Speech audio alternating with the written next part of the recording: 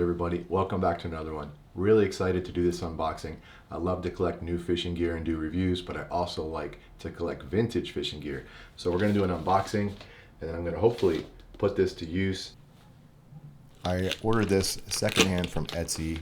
Let's take a look. They did a really good job wrapping this. They even used twine and some wax to hold the tag ends. So let's open it up. We can see it's not an original box, but that's totally okay. Got a good deal on this, and I'm all about recycling. Here it is. What a beautiful reel. This is a Langley model number 860. Some fun facts about Langley. They started in 1939, and they were making dental equipment.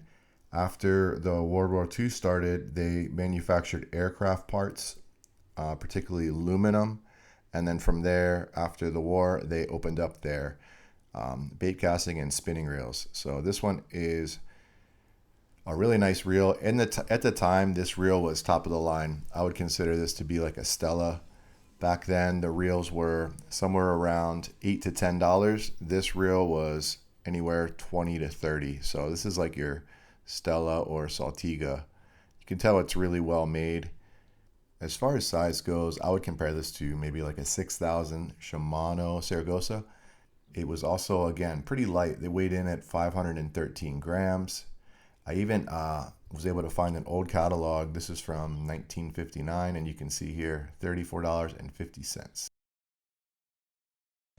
It's left-hand retrieval, and I reel right-handed, so I decided to switch it around. Inside, it actually looked pretty clean. It was sealed well and had lots of grease in there. I just re-greased everything, and I tried to flip it around to right hand, but it was reeling the opposite direction, so I didn't have time. I just put it back left hand and dealt with it. But I thought it would be even cooler to also get a vintage rod to go with it. So here it is.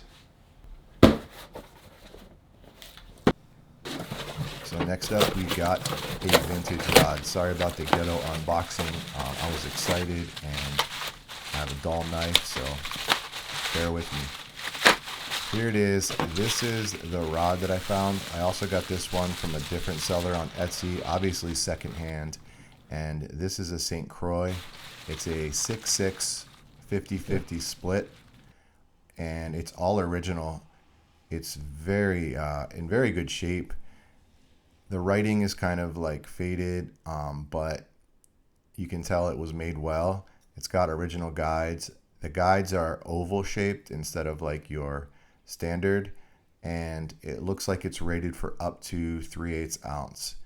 It's very light action, but it does have some backbone. Probably a little bit small for the reel I'm going to put on it, but again, I wanted something that was light and not super long, so shipping wouldn't be crazy getting it all the way to Maui, Hawaii. So here it is. I'd say it pairs pretty well together, the maroon and the green, both definitely vintage. So I put on 12-pound mono, half-ounce egg lead, swivel to a 6-foot, 10-pound leader.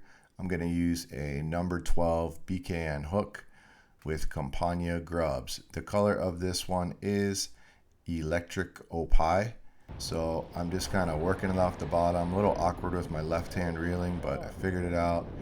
First fish, I was definitely stoked. You can see the rod is very light action. First fish is a Opae, otherwise known as hawkfish. So catch and release. Cast it back out. Kind of getting the feel now for the reel, and the rod has actually really good action. It works well with a half-ounce lead. I think it's rated for 3/8 ounce, but it was actually windy that day, so it did work well.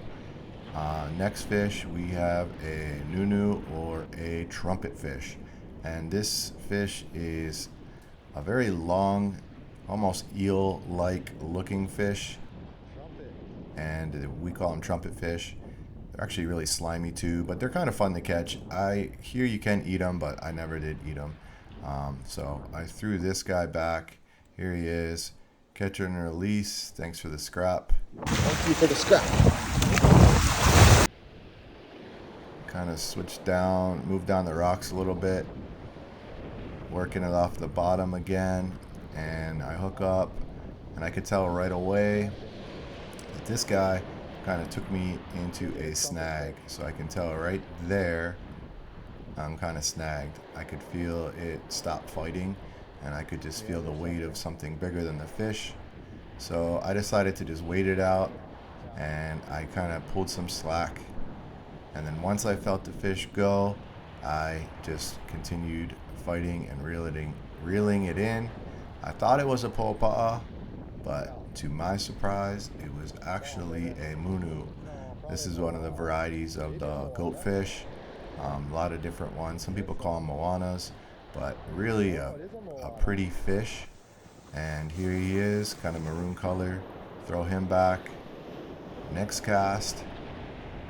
Got to go to work soon. So again, playing. This is a good fight right here. I thought it was an Omilu at first, but it ended up being one of the most colorful fish that you'll ever see. Christmas wrasse or surge wrasse, and I let him go. I'm always trying to catch these guys in December, but they're never around. They must be at Christmas parties.